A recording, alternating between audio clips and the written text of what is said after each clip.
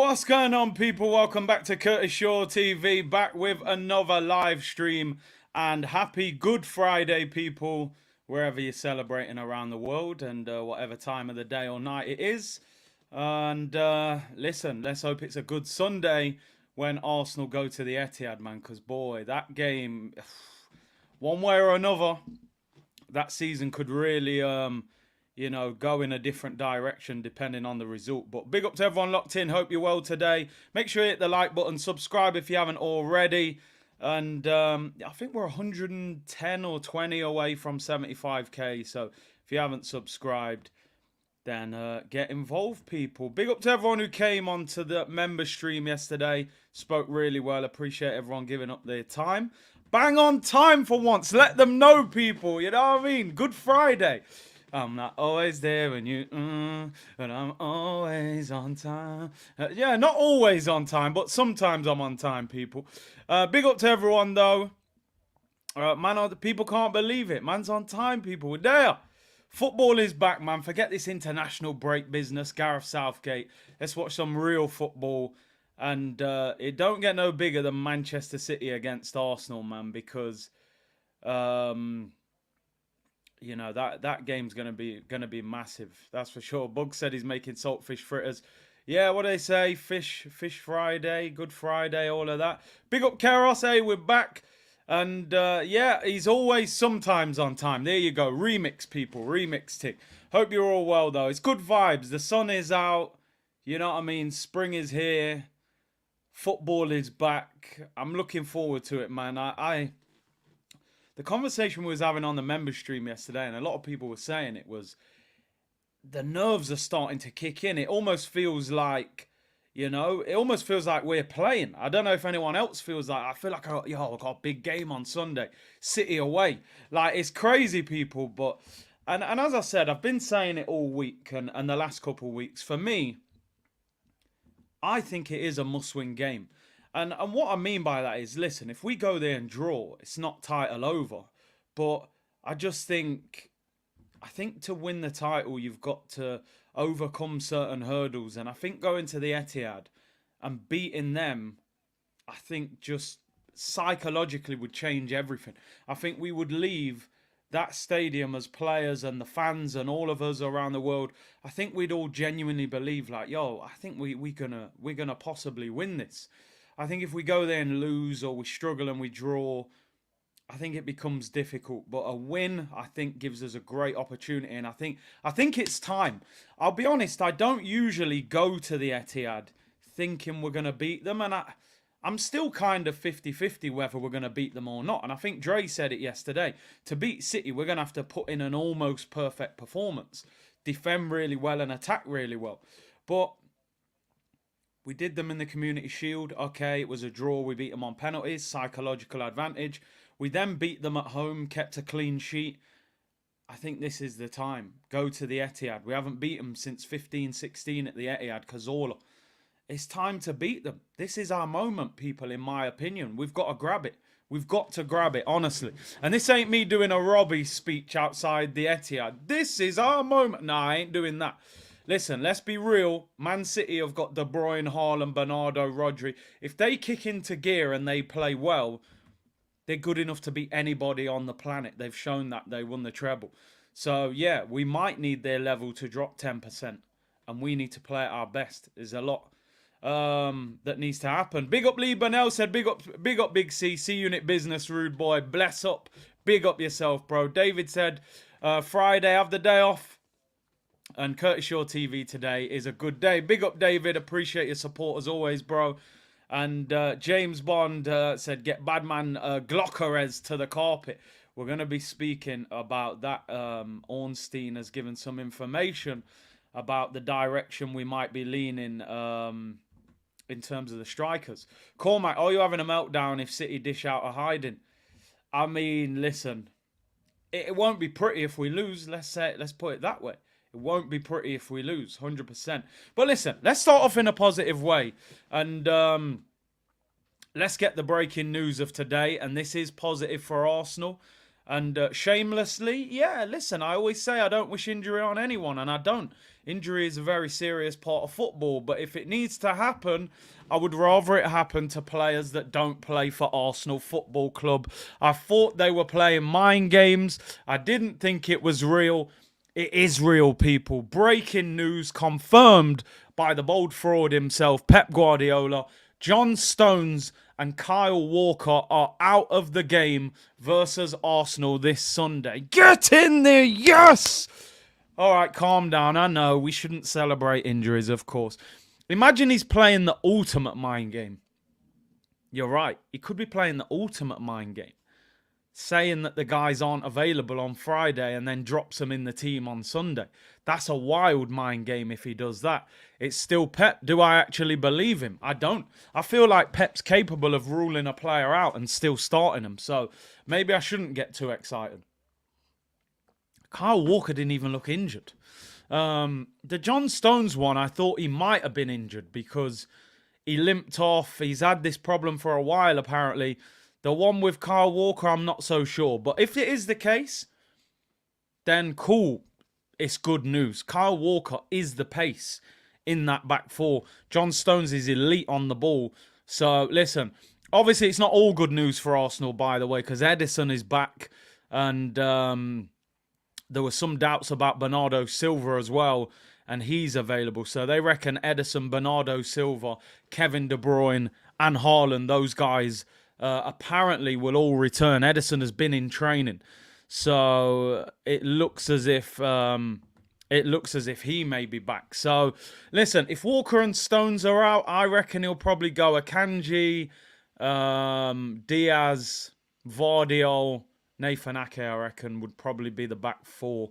He played Akanji a few times at right back last season, and that would probably be the direction that he went. But listen, if this is the case and he's not playing mind games, this is a huge boost for Arsenal. Kyle Walker is always the defender that gets them out of trouble because of his pace. But the question is, what Arsenal players are we going to have to go against them? It's all right, Kyle Walker being out, but if Martinelli's out, then we don't have the pace on that left-hand side maybe to expose Akanji. Akanji is definitely not as quick as Kyle Walker. He's not going to overlap as good on that side, which is in turn a boost for Kivi or Tomiyasu, whoever plays at left-back. So, listen, it's... I'm with you, Nick. Even though he said it, when he said it, I just thought, if any other manager was saying that, I would expect them to be, they tell you on Friday they're injured, but the fact it's Pep, I still don't trust him. Still think he could be lying, but we'll see. We'll see. It will change the dynamics. Akanji will give them something different. Very good in the air. Centre-back very strong, but Walker very quick. We need to go for them. To be honest, people, doesn't matter if Kyle Walker's playing. Doesn't matter if John Stones is playing. You've got to go and clip them up. You've got to go and clip them up. It's as simple as that. Give them no excuses. Play your best team. Play your best team and beat them. I'm just looking now, actually, at who played for Man City when they played against Arsenal. Was Walker playing that game? I'm just going back to look. So, Walker did play that game. So, they played Walker at right back. It was Diaz, Vardiol, and Ake was the back four. Stones didn't play that game either. Foden, Haaland, Alvarez was the front three. So, Walker's played and they've been clipped up before anyway. So, whoever plays, we have to deal with them. But, of course, it's better if some of their key players are out. So, it's interesting. Pokemon Go said, lose this game, Arteta should be gone. Oof. Letting the clip off. Jonathan said, we need to win this so bad, 100%. Talawani said, Martinelli is the key. We missed him badly, 100%. 100%. KDB and Rodri are out. No, they're not. Rodri is playing. KDB is in full training. And Edison's in training as well. Big up Big C in the unit. Happy Good Friday. Big up South London's finest. Donny said we need to be going in with no fear regardless of who's playing. There's no excuses. I think Arteta has been thinking of this game for a while and he's ready to cook just like Cat Williams. I'm telling you. we got to turn, we got to expose Man City like P Diddy people. You know what I mean? We're gonna turn Man City into P Diddy this weekend. All kinds of exposure. We're turning up.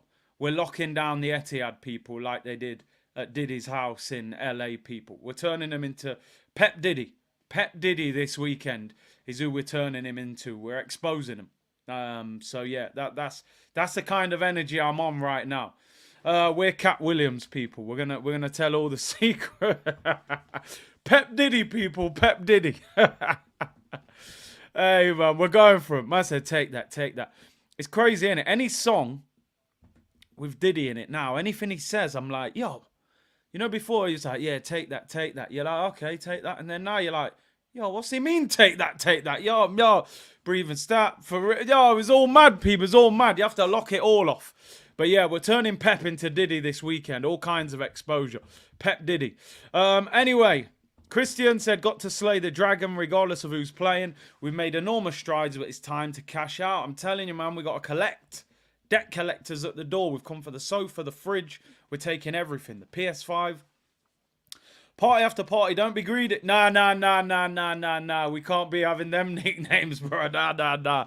And you got the Tottenham manager. Etihad is tough like Anfield. Take a 0-0 draw and be on your way. Happy Friday. Stay blessed. You might have to hold a 3-minute time out for that. That's a disgrace.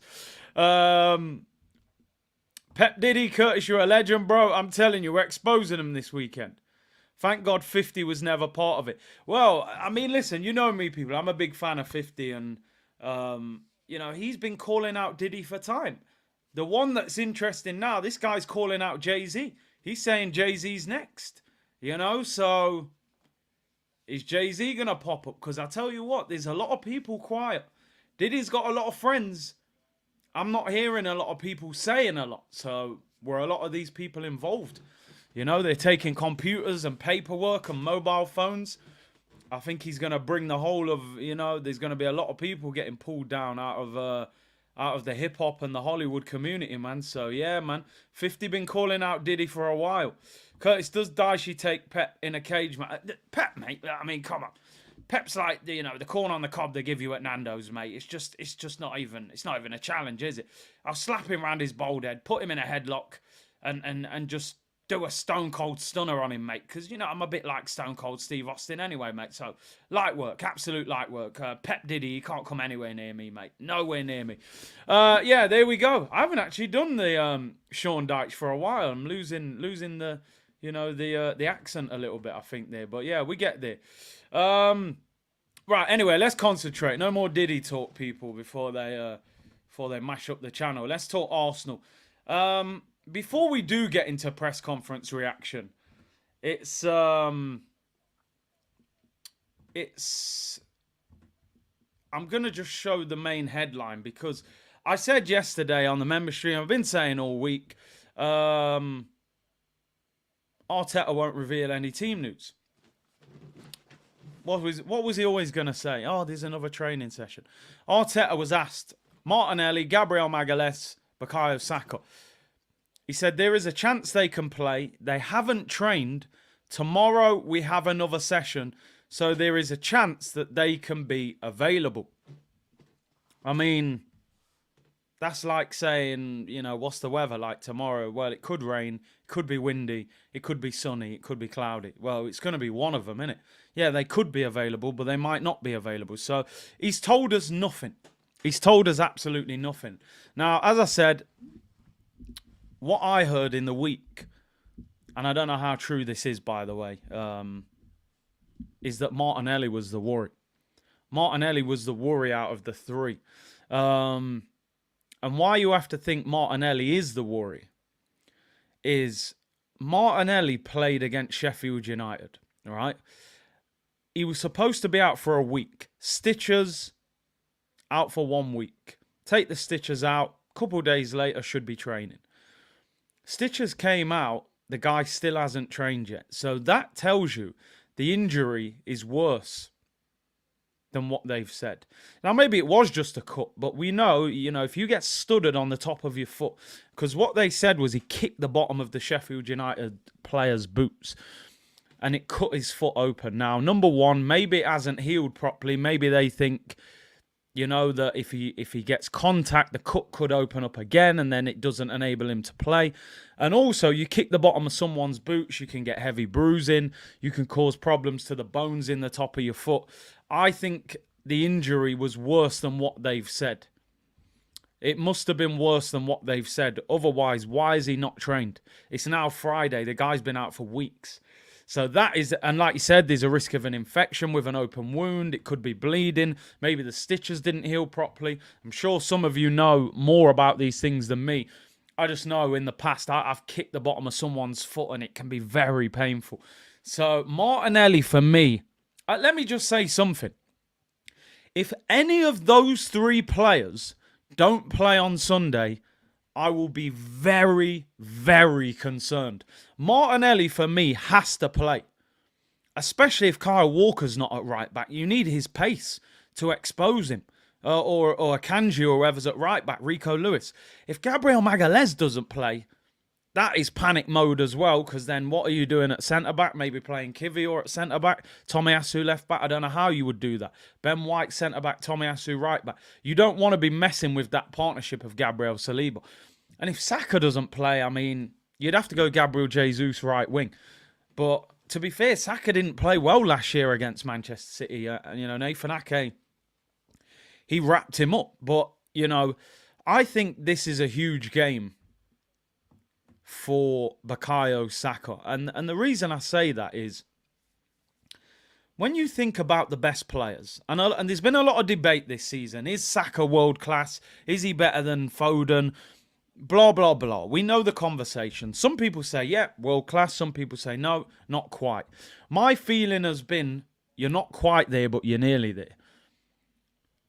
World class players have big moments. If I said to you now, world class player, Mbappe, for example, you'd say hat-trick against Barcelona. Haaland, hat-trick against Man United. Vinicius ripping up Fernandinho when he nutmegged him that time. These guys have big moments. I look at Saka now, I think, you can go now to that next level. Arteta can go from a good manager to all of a sudden, if you win the title at Arsenal, you're probably a world-class manager already. These are the moments you've got to grab. Saka needs to go at Nathan Ake and say, listen, this is what I'm about, bro. I'm levels. These are my big moments. Steven Gerrard, you would say, FA Cup final goal, Champions League final goal. These are the moments you've got to grab. You've got to start showing people. When City win the league over the years, at the back end of the season, De Bruyne will hit form. Leroy Sané would used to hit form. Sterling, Haaland. That's how the big players become the big players. It's crunch time. The season is almost broken down into sections. You've seen many times in the season where, a player's on a hot streak. There's a striker that can't stop scoring. Michu, or remember Bafatimbi Gomez when he was doing the Lions celebration. You're like, yo, this guy's scoring every week. But the difference between a good player and a great player is, can you do it in them last 10 games? Pressure bust pipes, as they say in Jamaica, people. The pressure's here now. These are the pressure moments. 1 or 2 bad games and your season's over. That's the fine margins. You go to Man City on Sunday, get beat. You play Bayern at home and get beat. Your season's pretty much over. Yeah, you'll still try and turn it around, but you're grasping at thin air. But you go and beat Man City, you go and beat Bayern Munich. The margins are so fine. They're so fine. We could be sitting here in 8 weeks' time about to achieve something unbelievable. Or it could go flat again and we say, oh, well, next season, the summer. It's those fine margins. This is where the big players have to step up. And this is where the big players say, I'm better than you. You give me the ball. I'm going to make something happen. I'm looking at Saliba and Gabriel. You need to lock down Haaland. I'm looking at Declan Rice. Last season, Kevin De Bruyne ran all over this team like he was in the playground, in his Wallabies. And the best player in the playground used to get the ball and run past about 15 players because half of them couldn't play football. So you ran past the whole team, then whipped it in, 99 curl and shot power with your Wallabies. Mum was going crazy because I'd mashed up the kickers. But those Wallabies, man, anyone who played football in Wallabies, you could shoot like Roberto Carlos in them. He needs to lock down Kevin De Bruyne, Declan Rice. You need to shut him down. The man's had a hamstring operation. He ain't going to be able to run like he did last year. And then you need Saka to perform. You need Martinelli to perform. Havertz, we've been hyping him for the last 2 months. 29, can you do something for me? You know, this is when it really counts, bro. Brentford and them, yeah, cool, good goal, I appreciate it. Go to the Etihad and do it. So, you know what I mean? Fine margins. Fine margins. The big players need to show up. Come on, if you had Wallabies, you know what I'm talking about, people. You know how much you could whip the ball in them. They were a cheat code. Absolute cheat code. Now, you're going over the top, man. He's not a bang average footballer. Of course he's not. But he needs to turn up. He definitely needs to turn up. Them kickers could put a hole in concrete. Oh, bro, how strong were they, man? How strong were they? The fixture list is scary. But you know what, Afsar? Let me say this. A lot of people keep telling me, oh, the fixture list. Fixture list is scary. I say this. Outside of Manchester City this week, we're favourites for every one of them games, in my opinion. Man City, the bookies have made Man City the favourites. They're unbeaten at home. We haven't beat them there since 15-16 in the league. Yeah, you can make them favourites. But we're top. We've scored more. We've conceded less. We've beat them at home this season. Tottenham away, we're better than Tottenham. We beat them last season. We're better than Man United. We can beat Man United. We can go to Brighton and beat Brighton. We can beat Villa at home. We're above them in the league quite far. We can beat Chelsea at home. So, yeah, the fixture list it's a bit intimidating, but we're better than all. We're above every team we're playing. We're above every single team that we're playing. So, if I'm a player, I'm not going in that dressing room saying, oh, fixture list is scary. They're scared of us. City are weary about us on Sunday, bro. Because they know lose that game and Liverpool win and we win, 4 points behind Liverpool and Arsenal, that could be title over for City. Realistically. Tottenham trying to get top 4. They're going to be nervous. Arsenal are in town. Going for the league. Pressure's on them. Not nice when your rivals are chasing the title. Scary for them as well. Scary for them. Scary when we play Emery. Emery's desperate to get top 4. We can roll them up. So they're scared of us. They're scared of us. Trust me. We don't need to worry about them. Let them worry about us. Respect them. Respect Man City. But we need to cause them problems. That's the mindset. I feel we've done this victim thing too much before. Oh, the fixture list. We're playing every 3 days. We've got difficult away games. Oh, no. Bon that. Bon all of that. What? You got a game every 3 days. You can't deal with that. Get on with it. That's what happens at big clubs when you're in the league, when you're in the Champions League. You play every 3 days. Ask any footballer, would you rather play every 3 days or would you rather play every 7 days? They want to play every 3 days. You don't want to train for the rest of the week. Training's nowhere near as good as a match. Go to Man City, lay it on the line, show us what you're about. We've hyped you up, we've supported you, we've backed you. Yeah, we've criticised you at times. Show us what you're about. Earn your stripes now, people. Let's not be scared of no one. We've beat Man City this year. Listen, respectfully, the Etihad, I'm not delusional. It's different playing Man City at the Etihad than it is the Emirates. 60,000 Arsenal fans support. Go into their place, it's different. Show them what you're about. I watched Man United, 3-4 weeks ago? I'm sure you all watched it. Man United were awful. They should have probably won that game. They hit them on the break. If Rashford could have finished, they would have probably beat them. And we're a better team than United. So I don't want to see no excuses. You go for them. We've hyped you up. We've sang the songs. We've celebrated. Now you've reached that level. You've reached that level. You know, it's like the final level of a game now. You're against the boss. You know, you got to show everyone what you're about. Curtis Daichi v Big Ange in a cage who wins. Only one winner. It ain't Ange, mate. I'll slap him all over the place. Yeah, Big Daichi, mate. Big Daichi. I'll have Big Ange any day of the week. That wasn't a great Australian accent. Probably more like New Zealand. But yeah, you caught me off guard.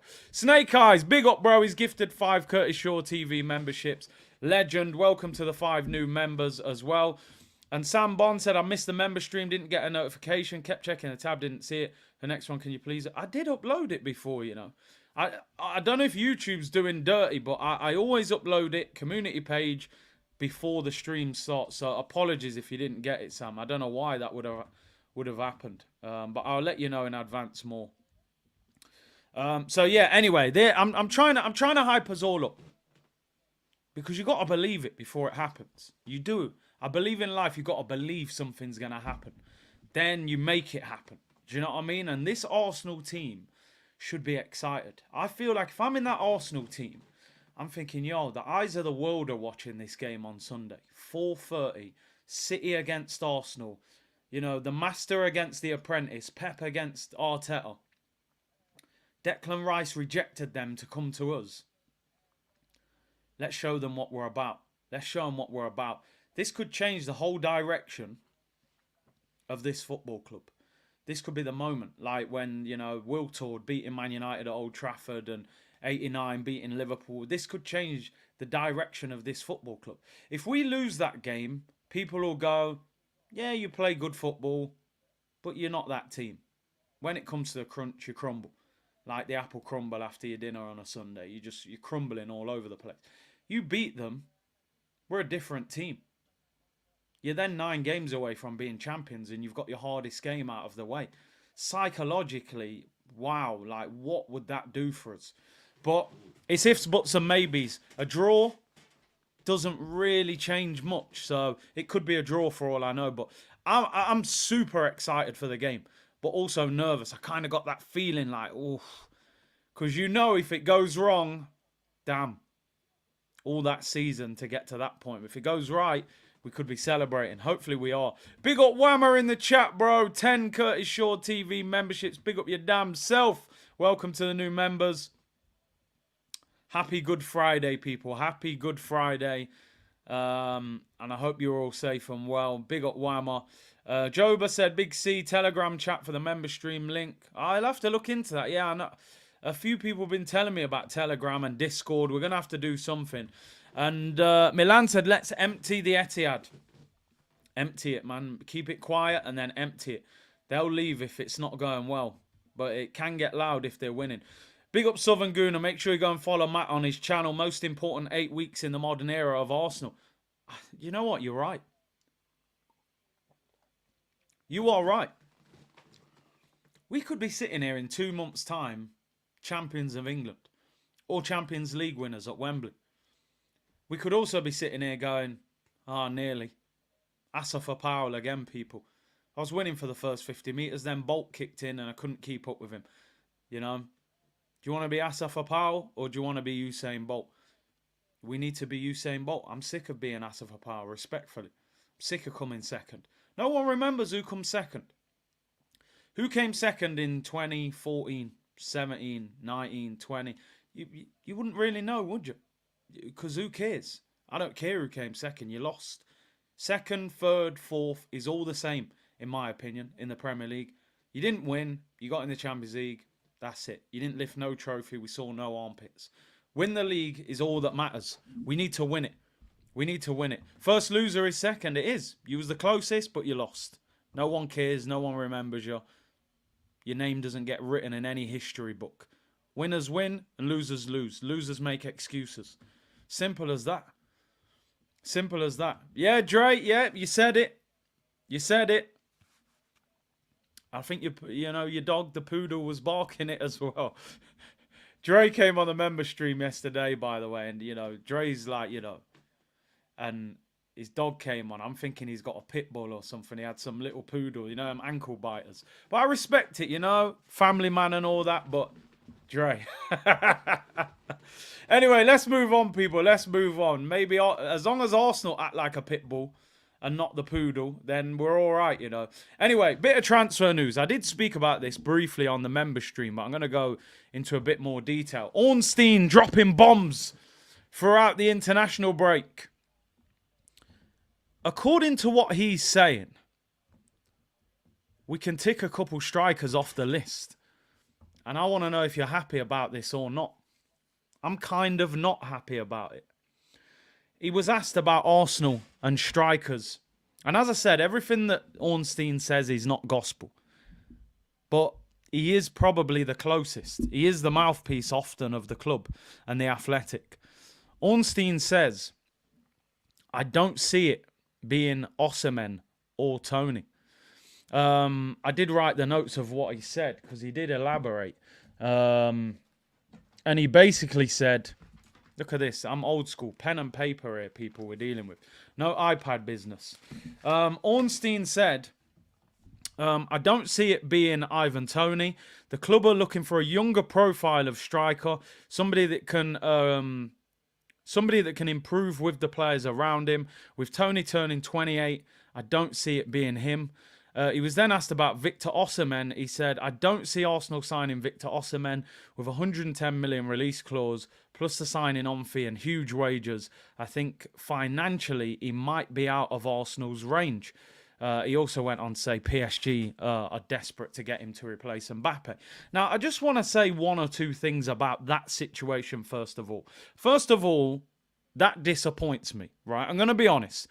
Not everybody agrees. It does disappoint me a little bit. I think Ivan Toney would have done really well at Arsenal. I stand by it. Strong, hold-up play, scores headers, good finisher in the box, great at penalties, got that chip on his shoulder. I think you need a bit of that to be a champion. You'd also got him for 60, 70 million. However, they're probably saying 28 years of age. 28 doesn't bother me, to be honest. It doesn't bother me. And I thought Toney looked really good for England the other day. So maybe, with better players, you take him to the next level. So that disappoints me. But I never thought Arteta would go for Toney. Just his attitude, I don't think Arteta would get on with him.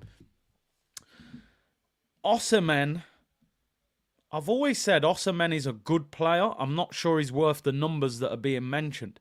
The thing that irritates me about that report from Ornstein is, why can we not afford Osimhen? Why are you talking about money? That's what annoys me. If you turn around and say Arteta doesn't see Osimhen as the right striker, I'll fall back and say, all right, cool. You don't think he's the answer. And I always said, sign the striker that Arteta wants. What I don't like is, don't tell me we can't afford him. We've just got in the Champions League. We're in the quarterfinals. We've made a whole heap of money this year. Our shirts have flown off the shelves. We're bringing out merch every week. We're top of the league. The club is thriving. We've got multiple players that we can sell this summer for decent amounts of money. If Edu does his job this summer, if you sell Eddie and Ketty, or maybe a Ramsdale, you get Cedric and El Neni off the books on a free, maybe you let a Fabio Vieira go or an ESR, this club should be raising 100 million from selling players. I don't like the feeling that you're telling me we can't afford a player for 100 million. We spent 100 million last season and we're in the Champions League. I'm with you that, okay, young players is cool, but this ain't a nursery, bro. This ain't. Sometimes you need a 27-year-old in there. It's very difficult to keep buying 22, 23-year-olds and win everything. When City were winning, they still had a Vincent Kompany, a David Silva, a Fernandinho. There was some leadership, some experience. I've always said Osimhen is, I'm neither here nor there with him, but I just don't like the fact he's talking about money. He's not saying Arteta doesn't want him. He's saying the club can't afford him. Why can't they afford him? We've made a whole heap of money this year from Champions League. But, hey, FFP, profit sustainability, we don't sell players for good money, so maybe we can't do it. We spent 227 million last summer. Maybe he thinks spending 110 on Osimhen, leaving yourself with maybe 120, and you still need another centre mid, a right winger, another defender, and another goalkeeper if Ramsdale goes, isn't going to leave you enough. So, listen, Osimhen, cool, but I'm just annoyed that they're talking about money, because I think Arsenal should be able to pay 110 million. However, let's talk about the ones that he's saying he thinks we will go for. He said the likes of Sesko and Gyokeres are well thought of, as is Ferguson, but the price Brighton would want and the season he has had makes him less likely at the moment. Of course, he hasn't been the most prolific this season, Ferguson, because they've played, João Pedro and Welbeck and Ferguson. So, from what he's saying, is Sesko or Gyokeres? Are they the right options? Which one would you rather have out of those two? It's time for a poll. Friday, Good Friday. It is what it is. Sesko or Gyokeres? Sesko or Gyokeres, people. That is where we're at. If they are the two that we're going for, who are you taking out of them two? It's got to be Gyokeres for me. As I said, I haven't seen enough of either one of them to give you a definite rating of either player. It's very easy to go on YouTube and look at a player and he looks like a world beater. They show the best bits. They don't show the misses. They make them look great. Gyokeres looks great on YouTube. Let's be real. He looks like a beast. Sesko, I've always said I'm not fully convinced by him. So out of those two, I would go for Gyokeres. But he's nearly double the price. Which striker would you sign? Sesko's release clause about 43 million. Gyokeres is 85 million. So is Gyokeres worth that much money? Sesko or Gyokeres? Right, there we go. The poll is out. Let me know. I want to see who you think. A lot of people have said they like Sesko. I'll be honest, I haven't seen enough of him. My thing is, don't buy a striker. SLD said Curtis looks great on YouTube. Offside goals and chips. Exactly. They don't show you the missed chances. I just want the striker, whoever it is, to take us to the next level. I don't want Arsenal to spend 60, 70, 80 million on a player and he gets 11 goals. What Jesus gets. What Lacazette was getting. I don't want that.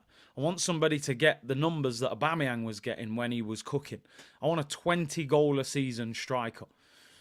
I mean, Alan said as an Irish fan, Ferguson looked bang average in the latest internationals and Brighton would look for crazy money, so Gyokeres for me.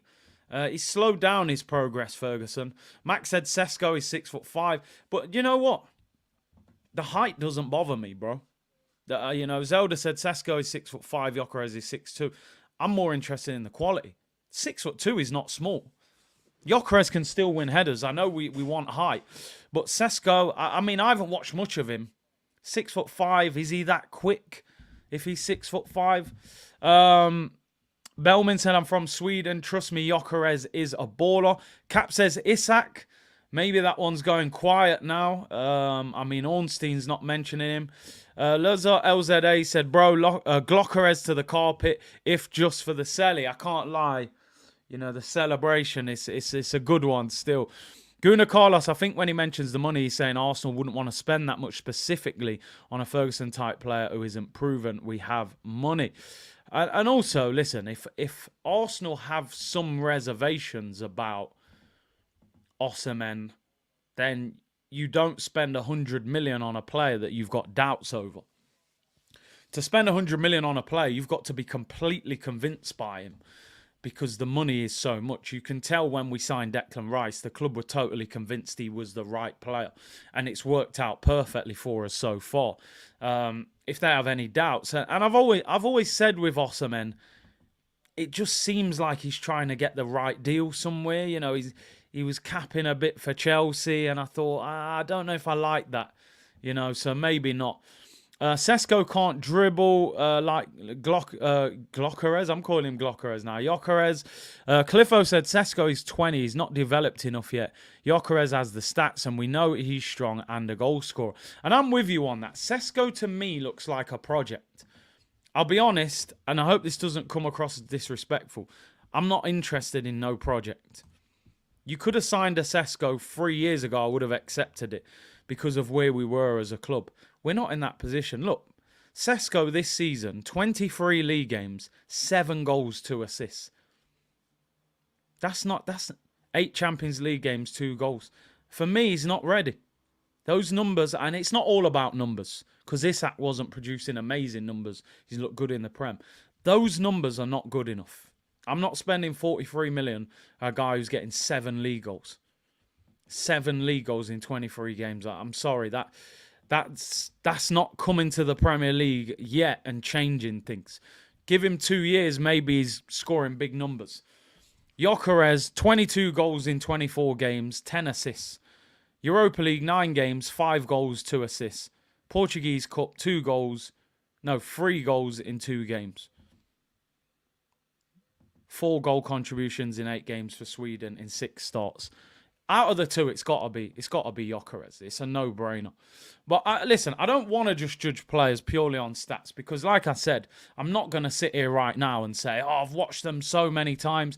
I've watched Gyokeres a couple of times since we've been linked with him, and I've done the YouTube scouting, what we all do. He looks more exciting. He looks more ready to me mentally for now. Sesko in 2 or 3 years might be a really good player, but if you're looking to get someone now, the problem you've got, Gyokeres had 1 good season in the Portuguese league, and he's going to cost you 85 million. That's a big risk. We have seen players in these leagues before have a hot season. Next minute, you've never heard of them. You know, a couple of years ago, everyone wanted Jonathan David. You don't hear about Jonathan David anymore, and he's still putting up decent numbers. But nobody talks about him, you know. It's all of a sudden, players just fall off the radar. So you've got to hope this ain't just a hot streak or 1-season wonder, and you're lumbered with him for 85 million. You've given him a 5-year deal. That's why I am a little bit disappointed that it's not Ivan Toney, because I kind of think the risk is a lot lower. He can do it in the Prem. He's going to cost you 60, 70 million. He wants to come to the club, but we'll see. I always said, didn't I, that I would have gone for Ivan Toney, but I didn't think Arteta would go for him because of the age and the personality. So we'll see. Listen, the good thing is we are in for a striker. There have been a lot of people in the community saying, what makes you think we're going to go for a striker? No, we're going for a striker. And Ornstein, everybody is saying that a striker is going to be the number 1 priority. 50 goals and assists ain't a 1-season wonder. I hear you on that. Logical said he's done it in 2 leagues. Yeah, but even though the Championship's a very hard league, physically demanding, it's still not a high standard in terms of football. So he's still going to have to go up to another level to come out of the Portuguese league and the Championship to do it in the Prem. Wama said Gyokeres looks a beast. If the club went for him, I will believe. Jesus can play rotation, striker and right wing.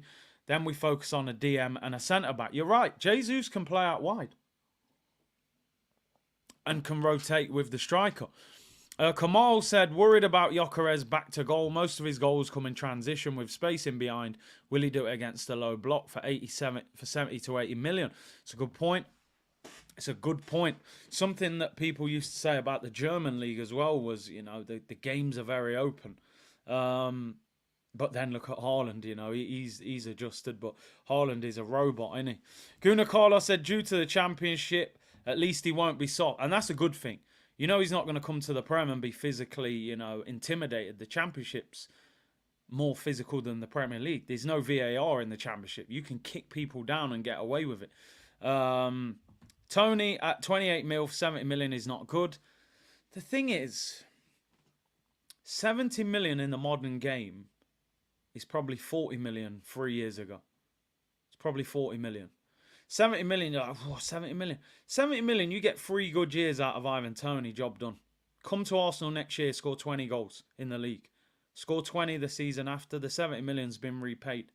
He's selling multiple shirts. 20 league goals might win you the Premier League. I think it's crazy. Back in the day, I used to look at players, he's 33 now, he's getting on. Now we're going, boy, 28, you know. 28, I don't know about that, you know. Like, I think it depends on the player. If your game is built around speed, 28. I don't think Tony's game is built around speed, but yeah, you man didn't know. No VAR in the Championship, bro. You go Millwall away, big metal studs, mate. Them man are kicking you down, bro. Referees turned back, bang. Go and watch a Championship game on TV. It's different. Championship's one of the hardest leagues to play in. It's crazy. Crazy league. Saka's older brother said Toney is a safe option, but still. Gyokeres. Let's go Gyokeres, man. The celebration. Somebody just said he's the hipster's choice. He is. Kane is 30 plus. Listen, Kane.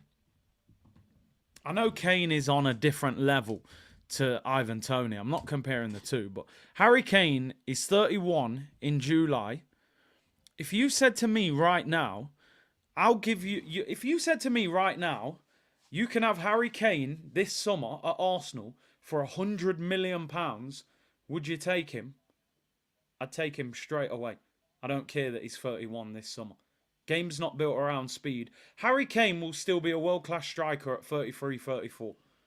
His game is not going to change. He plays in his brain. That's why Bergkamp, them players, 33, 34, still ripping up the place. Benzema won the Ballon d'Or at what, 34, 35?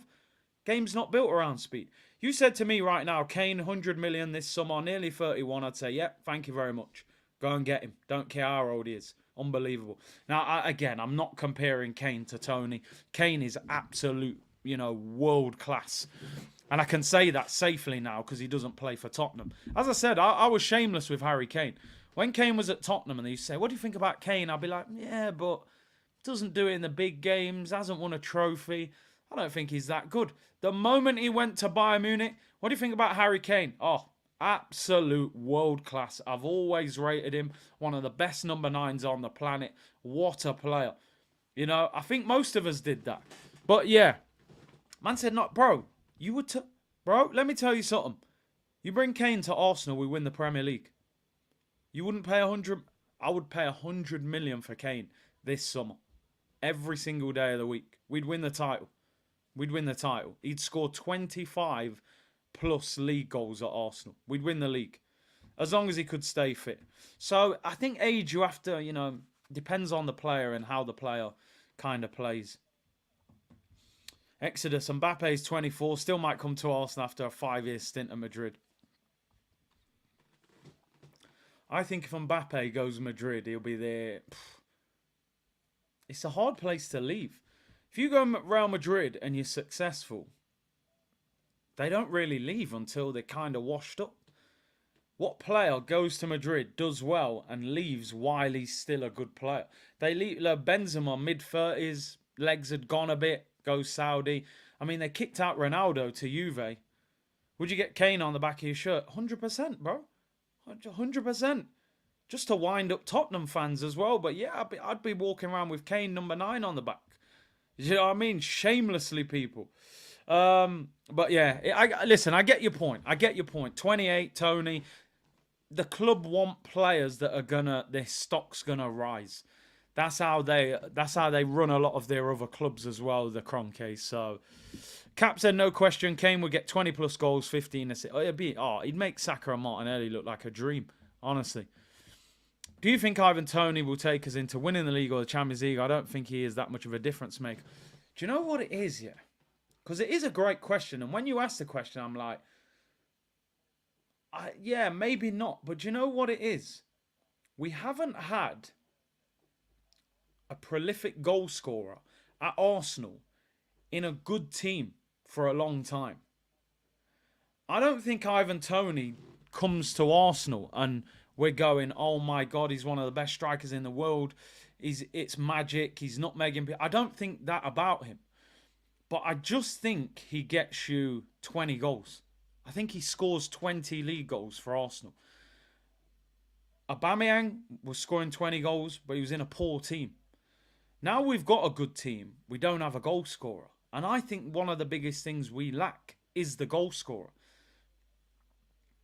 So I'm not saying Tony wins us the Champions League, but I think his hold-up play, his strength, his leadership, his presence, and the goals, I do. Okay, let me ask you the question back then. I'm going to ask you the question back. That's a great question, and I like the question. We've played 28 league games this season, right? We've got 10 games left. For the majority of this season, we've had Jesus, we've had Trossard, we've had Havertz, we've had no set striker up front. If Ivan Toney had played 28 games up front for Arsenal this season, do you think we'd have more points now or less points now if he'd played up front for those 28 games? I think we'd have more points. Think about West Ham. 21 shots, couldn't finish our dinner. Tony probably bags in that game. Fulham away when we had no presence up front. Tony bags in that game. I just think we would be 5-6 points better off. Less because, well, outside of the ban. Obviously not the ban. We're not included. I think we'd have more points. Now, if Ivan Toney gets you 6 more points than you're on now, you're 6 points clear of Liverpool and 7, 8 points clear of City. If you beat City on Sunday, you're 9, 10 points clear. They're out the title race. So he's not an absolute game changer, world class striker, Harry Kane, Lewandowski, you know. But I just think he makes us that bit better, and that we don't necessarily need a world class striker for Arsenal to win the Premier League. I don't think we need to sign an absolute monster. We just need a goal scorer with some presence who can give us something a bit different. So, but we'll see. We'll see. I think we'd have a few more goals. Let me end that poll. People. Sesko or Gyokeres, without even looking. Oh wow, it's a landslide. 87% say Gyokeres, 13% Sesko. Listen, I totally agree. Out of the two, I think he's the one who's more ready. And he's doing the business. I think his presence alone would ease the pressure on Saka 100%, bro. 100%. Because when you're struggling sometimes with like a Tony, just put the ball in the box. That's the difference. When you're a winger, when you're a midfielder, I've played up front and I've played attacking midfield. When you play with a false 9 who's dropping in, sometimes you get the ball in attacking midfield. The player's dropping. You don't want that. Because you look up and no one's in the penalty area. You've got a lot of players close to you. Sometimes you just want to play that ball. When you've got a striker who plays on the last man. Somebody said it in the watch-along the other day. And they said, Tony is making Bellingham look better. Because when Kane plays with Bellingham, Kane's dropping into the space that Bellingham's trying to get into. Where when Tony played on the shoulder of the last defender, Bellingham was just dropping in between the lines. Okay, missed some chances. So I think Saka and Martinelli would benefit from having a big guy up there that they could hit. He's going to hold the ball up, link up play. If you're under pressure, you haven't got to rip up your fullback. Cut inside, whip the ball in. I'm here, I'm a presence. Now, even if that's not Tony, Gyokeres is 6'2". He's a big guy. Sesko's 6'5". We do want a different profile. Austin says Watkins is better than Tony. I don't want to use a small example size. I think Tony's better than Watkins. I think he looked far better than him in the England game. I think it's harsh of me to use that as an example because it is one game. But I just think he's got that more of that edge about him. I think I've always said Watkins is a nice guy. He's a nice guy. I think Watkins is at the level that he should be at. I think Aston Villa is Watkins' level. And that's no disrespect. That's a good level. It's a good level. They could get in the Champions League. I think that's the right club for him. But we'll see.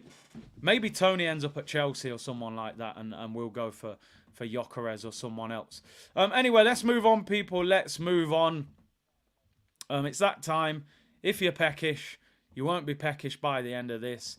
The Cone Man is back, people. Cone Man music. Mickey Rose, the boss. Rose. That's my nickname, man. Is all smiles. Listen. The eyebrows are a masterpiece. They've been threaded. They've had all sorts. I remember he had a few grey hairs on the side last time. I reckon he's had a good international break, man. I mean, he hasn't been Dubai. He went Spain, didn't he? He was spotted watching a Real Madrid youth team game. Was he trying to get Brahim Diaz from Real Madrid? A lot of links to him. But he looks happy, man. He looks happy, and let's hope he's happy by about 6:30 on Sunday evening when the full-time whistle goes against Manchester City. Let's hear what he had to say. You know the drill, people. If he waffles, we skip. But it's good to see him all smiles. We're going to war this weekend, people. We are going to war. I wish the game was today. I just can't wait for it. On whether Gabriel, Saka and Martinelli could feature, as we said, he said, there is a chance. They haven't trained, but tomorrow we have another session. There is a chance. Not good that they haven't trained yet, especially Martinelli. He's been out for a while. Hopefully they'll both, well, all three of them. We need all of them. From what I've heard, Gabriel and Saka should be all right. And if the international break came at a bad moment for momentum, I would definitely say yes. I would definitely say yes, man. We didn't want the international break. He said you can't do anything about it. That moment is gone. They had to go to the national team, maximised as much as we possibly could during the time we had here with certain players. And the good thing for Arsenal, listen, nobody came back from international duty injured. And a lot of our first team players were not there, you know. Gabriel, Saka, Gabriel Jesus, a number of players were at the training ground, which is great for us. They've had extra work. On the belief we gained after beating City in October, we had some clashes in the FA Cup and Community Shield. And it's all great experience. They've raised the bar in the league and football in general to a level that hasn't been seen before. That's the beauty of sport. It makes you better and challenges you more. You have to keep up with that pace. That's what we are trying to do. And if things feel differently than when we last played at the Etihad, he said it is different. The momentum is different. We had certain results, big injuries in that moment, but those experiences are there to learn from. Sometimes we have to clap the opponent when they are better. That was the case on that day. People have to remember, last season we lost to Man City. Rob Holding was at centre-back. You cannot go to the Etihad, and no disrespect to Rob Holding, right? Because, you know, I met him on the tour, spoke to him a few times, he's a cool guy, but no disrespect. You can't go to the Etihad with Rob Holding in your team and win. You can't. If you've got one weakness in your team against Pep Guardiola's Man City, you're going to lose. You're going to lose. Real Madrid, you put Rob Holding at centre-back, they're going to expose him. We had no chance. And it wasn't all Rob Holding's fault. It wasn't. You're not going to beat Man City with Haaland, with Holding at the back. It's impossible. It doesn't work. It doesn't fit. You know, the guy's gone to Crystal Palace. He can't get a kick. Roy Hodgson's like, what the hell is this? Yet we're starting him in a title decider at the Etihad. It doesn't add up. It just doesn't add up, people. So we're going there with a proper defence this week. You know what I mean? So we got to lock down Haaland and deal with that midfield. On if his relationship with Pep has changed since he joined, he said it had to change, but my admiration and what I feel, certainly not. In my opinion, he's the best coach in the world by a mile, one of the nicest people I have met in football, certainly one of the ones I had more fun and laugh working with. It's going to stay there forever. Obviously, our roles at the moment are what they are. You have to adapt. It is what it is. That happens. Same with players. I had teammates here, then you become the coach. The relationship has to adapt. You cannot feel differently. I think he was sort of saying, you know, they don't talk as much anymore because they're in competition and blah, blah, blah. On how Ben White is after not joining up with England, he has received a lot of love. You just have to see what his teammates, everybody in football thinks, especially the ones that have been close. I think people have respected his decision. Hopefully one day he's prepared to represent his country. Interesting with Ben White. I look at it like this. I'm only going to talk about it quickly. Yeah, he fell out with Steve Holland. We know that. Steve Holland's the assistant manager. It looks like they had a bust up. He's thinking, I'm in an environment. The assistant manager's, you know, having a go at him. Trent, Kyle Walker, Trippier were all ahead of him at right back. He wasn't getting picked to centre back. He's thinking, I don't want to be here. I'll go home and spend time with my family. Southgate never really spoke about Ben White. Then you get injuries to Walker and Trent. Trippier gets injured. Then they start going, hang on a minute, Ben White's top of the league playing at right back. How come you're not picking him? And then Southgate tried to be smart and kind of put the story out there to put the pressure on Ben White and sort of say, well, I did want to pick him, but he doesn't want to come on international duty. Which then obviously some people have criticised him and said, well, why is Ben White turning down an international call-up? But ultimately,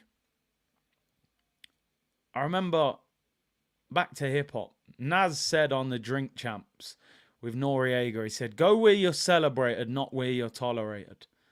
It's very, very, very true saying in life. Southgate's tolerating Ben White. He don't want Ben White in the squad. He don't want to play Ben White. All of a sudden, you got no right backs. Oh, Ben White's so important. We tried to pick him. Steve Holland had a go at him. Bon him. Don't play for... I'm not going to criticise the guy. Bon him. Wait till Southgate gets sacked in the summer, then go and play for England. I'm cool with it, man. You're a grown man. Don't go. You don't have to. Oh, you don't turn down playing for your country. Turn down playing for your country if the circumstances aren't right.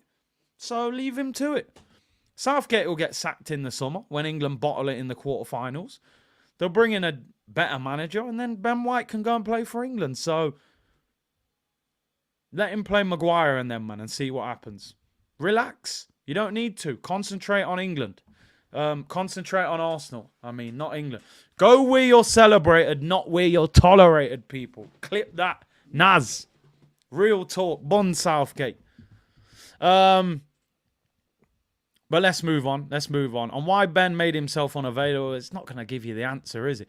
On what he took from our last away game at City, the level we are facing, where we want to be, certainly that's where we want to be. You have to make strong steps. I think we've made some big ones in the last 2 or 3 years to get closer. It's about how you close that gap. On having beaten one of the best teams in the world this season, he said, that's great. It's the competition. Same with Liverpool. They've earned the right for everybody to look at them as an example. What they've done has been phenomenal. To do it in the league consistently, I think it's helped raise our level and our demands. It's crazy, isn't it? Somebody said to me the other day, it was very interesting. It's ifs, buts and maybes. But somebody said to me, if Pep wasn't at City, the level we're performing at the moment, we would have probably won the title. But obviously, City under Pep have taken it to a new level. And it probably has pushed us to a level to become even better. We've just got to figure out that last little, how do we now get past them? And what people have to understand as well is Liverpool are here. And Liverpool are emotional. I've been to Liverpool, I've been to Anfield. And that club, that city is built on emotion. They're very connected to that football club in a way that a lot of other clubs are not connected the same way. And they are going to want to give Klopp a title to leave. So, you know, this is very much a 3-horse race. You know, so a lot of people going, yeah, draw with City and we're still in it. But, you know, if we draw and they beat Brighton, all of a sudden they're top of the league. And then we're chasing them. So, but yeah. There's a lot of dynamics that are going to change. And if this is the most confident he has been taking us to the Etihad, he said, I have full belief and trust in my players. What we're trying to do is something we have to show on the pitch. Outside, it's very easy to talk. On Southgate, speaking about Ben White's situation, he said, I don't know. That's something between them. I don't know what the arrangements are. I'm fighting for titles with Guardiola. He said, probably I would prefer to do it against somebody else. So I don't have those feelings, but it's not the choice. And that's it. People want to win. We know each other very well and we'll prepare the game to win it. And if he got him anything for his birthday, he said, no, he didn't. Jeez, I don't know what kind of Diddy business this is. On the scale, I'm joking. On the scale of the weekend with the Conti Cup final on Sunday, that's the Arsenal women. He said it's a big weekend for the club. We wish them all the best for the final. I think what they're doing is incredible. Hope they're going to get a lot of support. So that's great news. Yeah, good luck to Arsenal ladies. On the way Guardiola has innovated the sport. He said, I know the passion that he lives the game, the way he handles his team and the club as well, how demanding he is. Incredible work ethic, something people don't see. It's a lot of work behind the scenes. He's managed to do it 3 different clubs at the top level every single season. That's a huge quality. Now, we need to slap Pep round his head, man. We need to slap Pep round his bald head. I'm telling you now. Listen, I rate Pep. I think he is the best manager in the world. You need to go up there and slap him. Just backhand him round his head. When it comes to shake your hand before the game, just slap him. Honestly. We'll just get arrested if you have to. AirPod Albert can take care of it. I'm sure Josh can pay the bail money. Just backhand him over the back of his head. Wham! Nah, man, I'm telling you, we've been too nice with Man City. I've seen it too many times. Odegaard hugging Haaland in the tunnel. Hi, mate. You're my international friend. I was with you last week. How are you, bro? Oh, there's John Stones. Hi, bro. International duty with England. But I don't want to see none of that. You want to speak to me, bro? WhatsApp me tomorrow morning. Today we're going to war. Kick down Haaland if you have to, Odegaard. You man ain't going to the Euros. Lick down anything that moves, people. I'm telling you. I don't want to see players hugging before. I'm moving like Roy Keane. I don't want to see players hugging. I don't want no smiles. I don't want none of that. Go to war. Shake hands after the game when you've won the game. Oh, hi, mate. My international teammate. Come here. Let's cuddle. Bun that. Forget all of that. Vieira and Keane settings, bro. Them man were trying to fight in the tunnel. They wanted to fight each other in the tunnel. Them man ain't shaking hands and... No, bun that. Kick him down, man. Harley, you have to kick him down. Kick him down, bro. Yeah, man. I don't want to see hugging and, mate, my international teammate. Forget all of that. We need to move different. Need to move different this week. I'm telling you, Kobe settings, man. Mamba. Yeah, man said, hide your wife, hide your kid. Bro. Man want to talk, say, yo, ring me in the summer, bro. War. We're going war right now. DMX. Bring it. What? We right here. We're not going anywhere. Don't even play North London Forever. In fact, we don't even play the music. We're away. It's going to be Oasis and all that, innit? Oh, the roads are winding. It's all that. There are many things that I would like to say to you, but I don't know how. It's a big tune, by the way, but we got to shut down Manchester. Manchester's got to get shut down on Sunday, people. I'm telling you. We're going to make Manchester red. Not for Man United, because they can't make it red. They're a mess. But, yo, serious right now. Anyway, let me get back to the press conference. I'm going way off topic here, but nah, man, I'm telling you, I don't want, we got to turn up angry. We got to turn up angry on Sunday. I'm telling you. Cross, angry, miserable. Anyway, let me carry on. On the secret behind our good away form, he said, the secret, I don't know. It's probably that we tried to play the same way away that we do at home. Man thought he had a secret potion. Like, what is this? You're asking the guy at KFC how he makes his chicken. Like, there ain't no secret, bro. Try and play well and win the game. How is convinced players they're able to win away from home? What kind of question is that? You know, we're away from home today, lads. It's just not going to happen. Like, come on. I'm not even reading the answer. And if the momentum puts us in a better place to beat City than in previous seasons, he said, let's hope so. It's different, actually, than the previous game. Well, we know it is. And if playing after the international break impacts the quality of the game. He said, a great question. I don't know. Hopefully from outside. No, hopefully we can maintain. He never said great question when I said, can you bring Kylian Mbappe to Arsenal? But hey, you know, each to their own. On the March international break and players withdrawing, he said, I think in general the whole calendar has to be looked at. I'm not even going to read all of it, but these clubs, man, I just, sometimes you look at it and you go, it's like you're one of the richest sports in the world. Whose idea was it to play 2 international games in March when the season finishes in May? Why not skip the break, get the season wrapped up quicker, and play the games in June before the tournament starts? Why would you have an international break 6-7 weeks before teams are trying to win the league and the Champions League? It's absolutely ridiculous and pointless. I think they need to do what Arsene Wenger has suggested. It would be painful, but I agree with it. Arsene Wenger says have 1 international break in the season, 4 to 6 weeks, play all the international games, then don't do anything else. Trust me, it would be a difficult month. I can't lie. It would be a tough month, but at least you get it all out the way at once. We've had 3 or 4 international breaks this season. Just have 1 international break and get it all out the way, and then don't go anywhere near it again. I'm sick of it. It can genuinely ruin a season. Noel Gallagher hates the Spuds. Fact, said Stevenage Gooner. Well, I don't think anyone likes Tottenham apart from Tottenham fans, to be honest.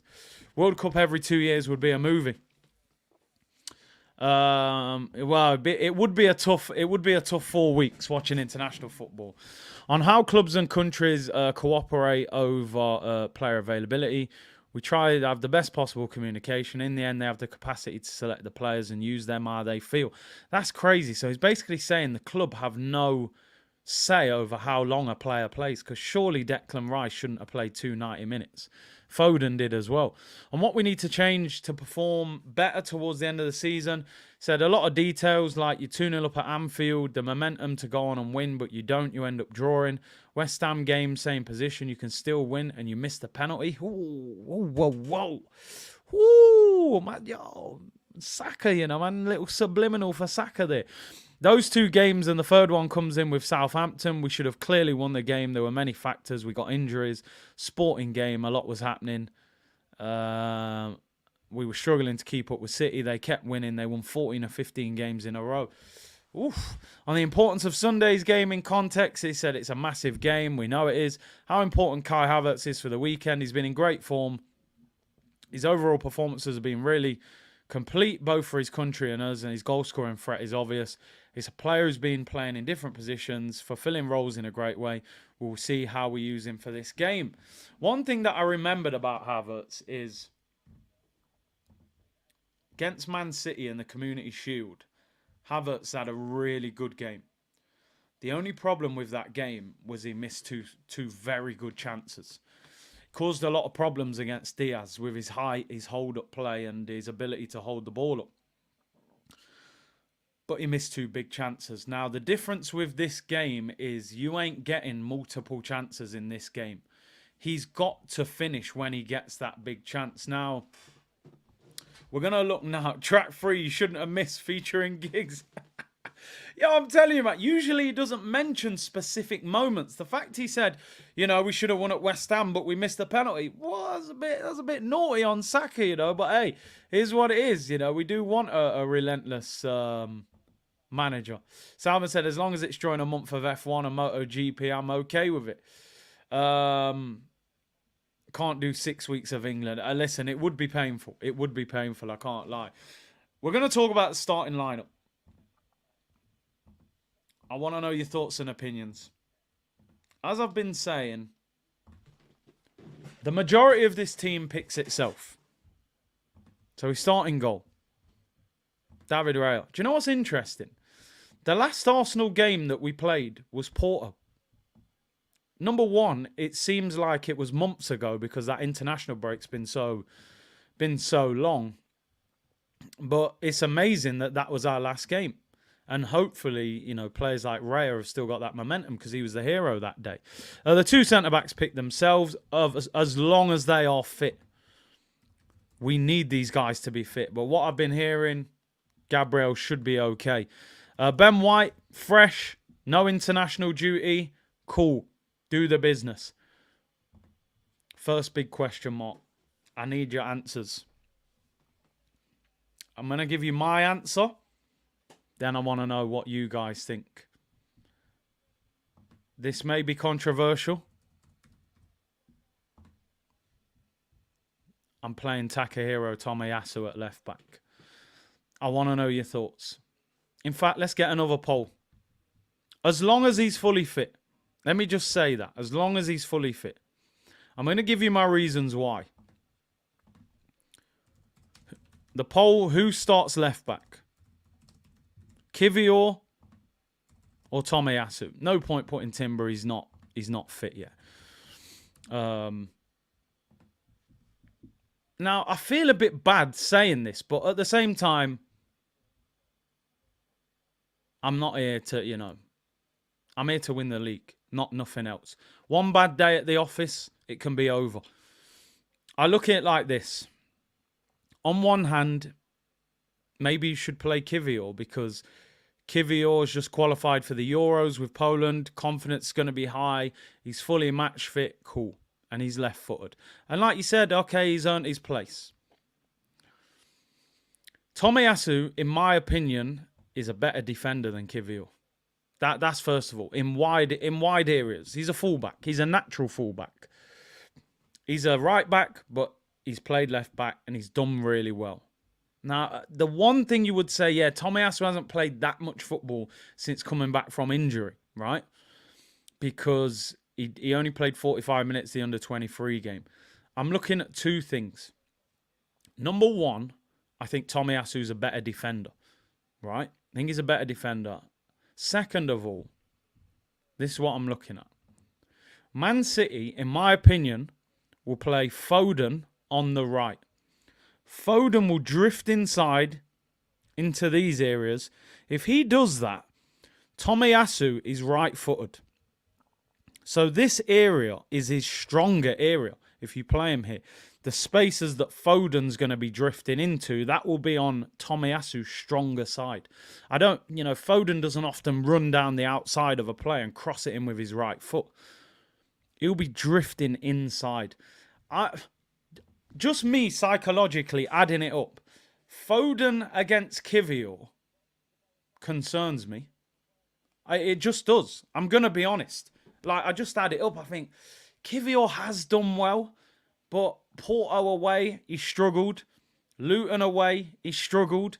He has had some good games and he does deserve credit for that. But in a 1v1 situation against a tricky player on the ball, I think Tomiyasu is better than Kiwior. And it would seem extremely harsh, but this game is about fine margins. It could just be Kiwior getting done by Foden that loses us the game. It's as simple as that. But I don't know. I don't know. Listen, Foden started on the right against Man United. And he scored 2 goals there. It's not actual right wing hugging the touchline, but he was on the right of the front three. And he drifted inside and he cooked that day. They couldn't live with him. Foden versus Kiwior worries me. He's got that low centre of gravity. He can dribble. He will drift inside onto Kiwior's weaker side. And it just, I don't know. It doesn't add up well for me. I hope I'm totally wrong. Kiwior, because I think Kiwior's going to start, by the way. I don't think he's going to do that to Kiwior. I mean, Timber would have been perfect. Look what he did in the Community Shield. He was absolutely outstanding. So, I would play Tomiyasu. I don't believe the manager's going to play Tomiyasu. So, we continue. We continue. I give you a bit of my team and I give you a bit of... Let me end the first poll. These are just quick ones. Who would you play at left back? Tomiyasu or Kiwior? 55% say Jakub Kiwior. 45% say Tomiyasu. Fair enough. Fair enough. I get it. Some of you are probably looking at it. Kiwior, he's been doing all right. He's fully fit. Tomiyasu might not be fully fit. Cool.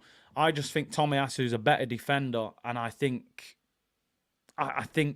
he will have a better capability of stopping Foden. Foden's drifting onto his stronger side. But listen, big up everyone locked in. Over 2,000 of you locked in. Big up the Twitch gang as well. 44 of you on there. Hit the like button, subscribe. Happy Good Friday wherever you are. We're picking our team and then we'll go for what Arteta's going to pick. If he was fully fit and in form, I would be playing Thomas Partey and Declan Rice double pivot. I'm making that abundantly clear. It's very easy sometimes when a player's not playing to just dismiss them. Informed Jorginho is not better than informed Thomas Partey. Informed Thomas Partey can destroy probably most midfields in the Premier League.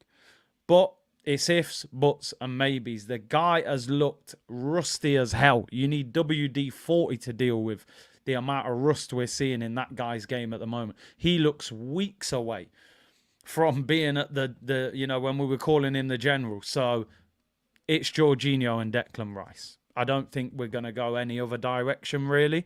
And then Martin Odegaard, skipper. We need a performance from him. That's going to be our midfield. That's nailed on, in my opinion. I don't see how he would do anything else. Yeah, no, listen, I don't want to take anything away from Jorginho. He's in his best run of form since he's been at the club.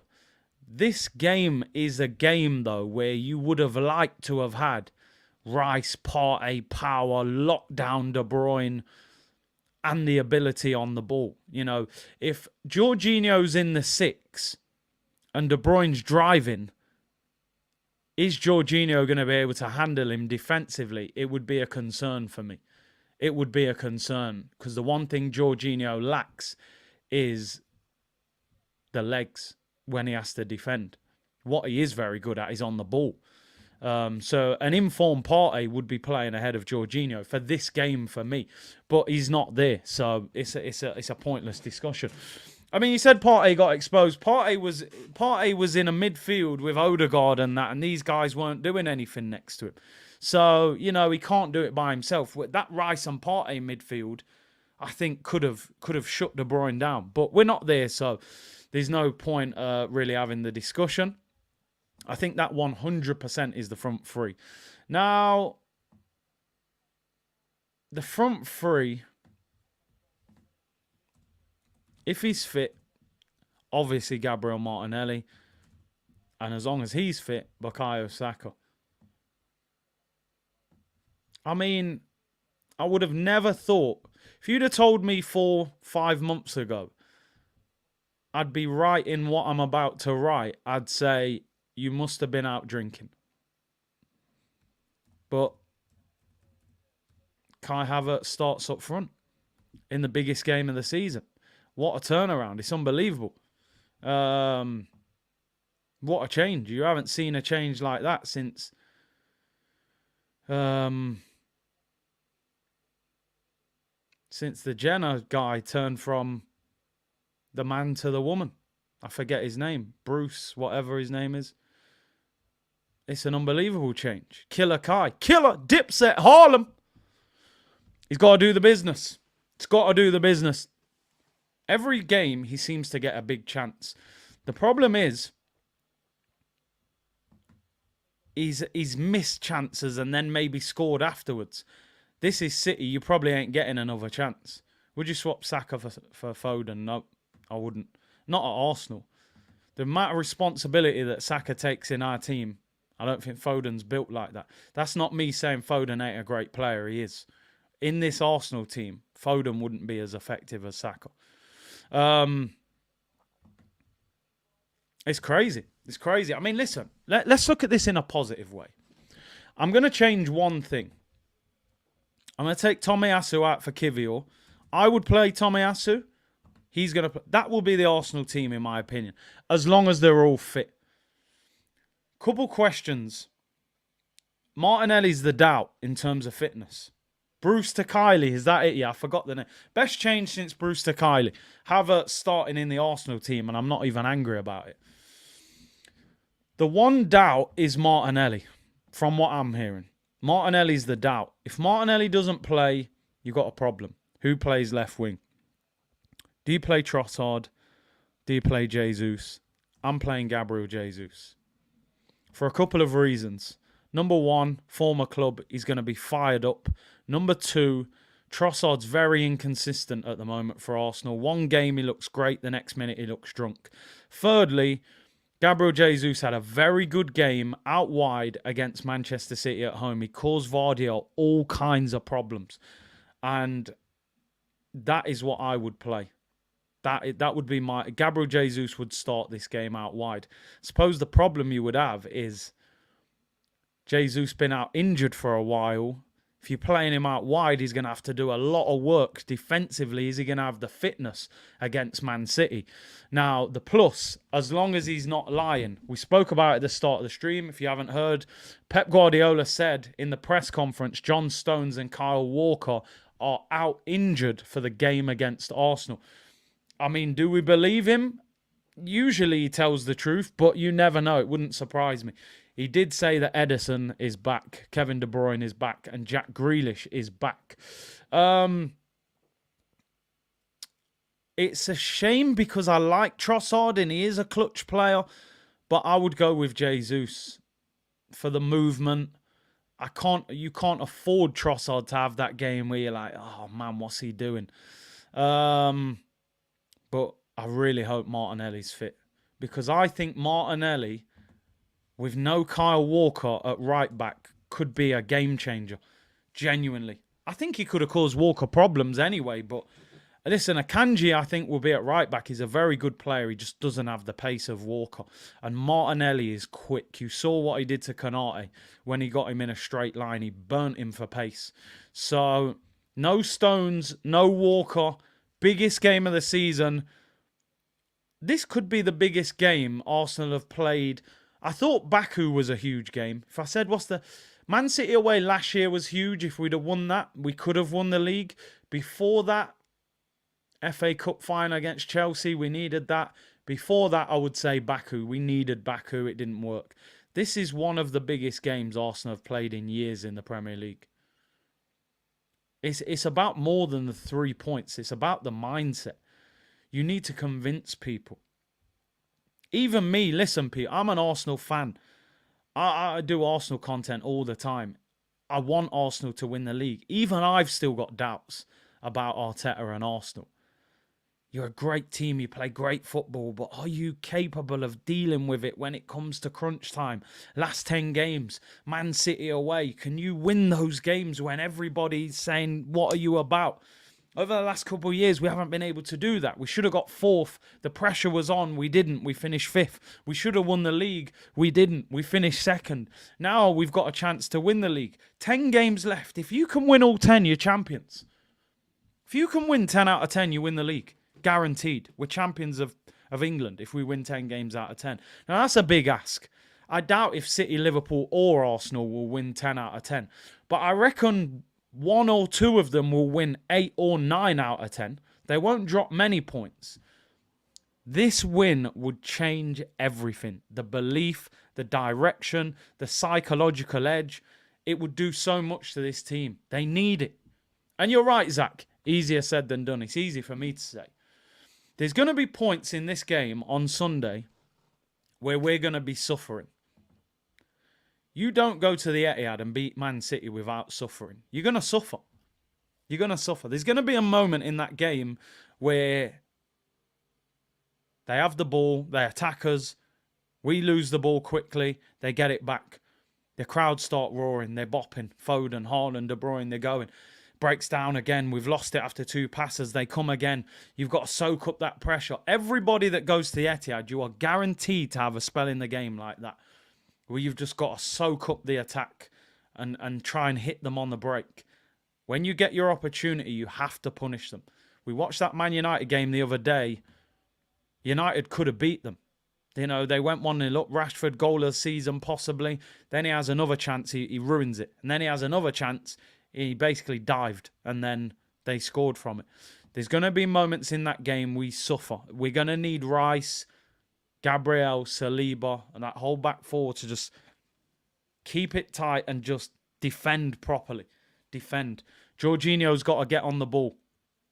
Got to get on the ball for us. He is vital to this midfield. Odegaard, you need to turn up. Odegaard last year in this game was an absolute disgrace. He gave the ball away for the third goal and just jogged back. And De Bruyne nutmegged. I think it might have been Rob Holding, and it went into the bottom corner. These are the games, bro. Attacking midfielders, you got to say, give me the ball. I'll make something happen. We need Odegaard to cut. Rice will give us what he gives us. Saka. I'm looking at Saka, bro. They're calling you star boy. Peri-peri sauce in Nando's. They're putting puppies on his chest. The whole PR of the football club is built around Bukayo Saka. Let's be honest. Saka is the face of Arsenal Football Club. If there's an advert, he's the main guy. If there's merch, he's the main guy. Sauce, it's Saka. You're getting all the hype. You're getting the money. You're getting the love. I need to see the performance, bro, in a big crunch game. Because last season, Nathan Ake pocketed him. And I was fuming with it. And Nathan Ake is not even a natural left back. Big up my bro Akeem in the chat. He said we need the Odegaard from the Porto game. Yeah, Odegaard's second game, Porto said give me the ball. If anything's going to happen, it's going to be because of me. That's what I want to see from Odegaard this Sunday. Don't be intimidated by Rodri. Get on the ball, make something happen. Martinelli, I just hope he's fit. Because I think Martinelli will cause Akanji all sorts of problems if Kyle Walker's not fit. And Kai Havertz, wow. I mean, he can come full circle on Sunday afternoon. Because there's been moments this season I've said that this is the worst signing in the history of the football club. When you consider the wage, the length of the contract, the price, the fact we signed him from Chelsea, I've actually said earlier in the season, could be the worst signing ever. I'm now sitting here going, if you scored the winner in this game, you become a bit of a mini hero at Arsenal already. And he caused Diaz problems like, he's a big guy. Saw him on tour. I think he's 6'3", Kai Havertz. You know, and he is showing a little bit of that dark arts, the way he pushed the Porto manager, the way he could have got the red card at Newcastle. He's showing a little bit of personality now. The one thing I'll say to Havertz, you're not going to get many chances in this game, bro. You can't miss 2 big chances like you did at Wembley in the Community Shield. You'll lose us the game if you miss those 2 chances. Got to score. You said the same with Nketiah last year, but let's be real, bro. We knew what Nketiah was. I've never actually doubted Havertz's ability. If you hear me on this channel, even when I was dissing Havertz, I've never actually said Havertz lacks ability. It's clear as day the guy's got ability. It's production. It's enthusiasm. It's what is your natural position. In fact, people saying he's 6'4". So he's got to perform. Don said, Curtis, I believe in Havertz. He's going to cause chaos. And no, we will have lots of chances. Well, we'll see. We've got to hit him in transition on the break. And we've got to take our chances. Before I round up, people, let's finish off looking at the Premier League table. This is a huge weekend, by the way. Huge Sunday. Liverpool play Brighton at 2 o'clock. They haven't got the best record against Brighton, but they are at home. They've got a few players back from injury. They'll be fired up for it. Brighton are down there in 8th. They need to win. Their form is very inconsistent. Win, loss, draw, win, loss. You don't know what Brighton's going to turn up. Brighton could win this game and shock Liverpool, but they could also lose 5-0. They're that kind of team at the moment. You just don't know what you're going to get from them. And Liverpool know psychologically if they win at 2 o'clock, they're top of the league going into Arsenal, Man City. And then a draw in that game would keep Liverpool top. And all of a sudden, then they've got momentum. So Sunday is going to be huge. It's going to be huge. Don said, show us the table. Might be the last time we see us. Listen, this title race is so crazy. If we beat City, we probably become favourites. If we draw and Liverpool win, Liverpool might win the league from that point. 9 games, easiest run. No one might catch them. If City beat us, all of a sudden they probably might become the favourites. Because they've then beat the team that were top of the league and they haven't, so the dynamic. Sunday's going to tell us a hell of a lot. Let me read out these super chats. David said, 1 penalty to take 3 points. Who do you pick? 7 or 8? 7 or 8? Oh, Saka or Odegaard? I don't think Odegaard has missed a penalty for Arsenal. I think Saka's missed one, which was it the West Ham one. I'll probably go Odegaard. Captain, take responsibility. Take I'll go skipper. I'll go number 8. LT said Rodri undefeated for club and country. Scary. Got to break them records, bro. Got to break them. We owe him as well. Remember he scored that winner at the Emirates, celebrated in front of our fans. We owe him. Canadian Goon, a 3-minute timeout for this opinion. Sam said, Curtis, the disregard for Trossard is unbelievable. Big game player, always scores when we need him. Community Shield, Champions League. I hear you, he is lethal in the 18, but you're making me feel bad now, but I'm sticking by my opinion. I would play Jesus. Because he played really well against City last time, out wide. He'll be fired up for it. Trossard's good off the bench.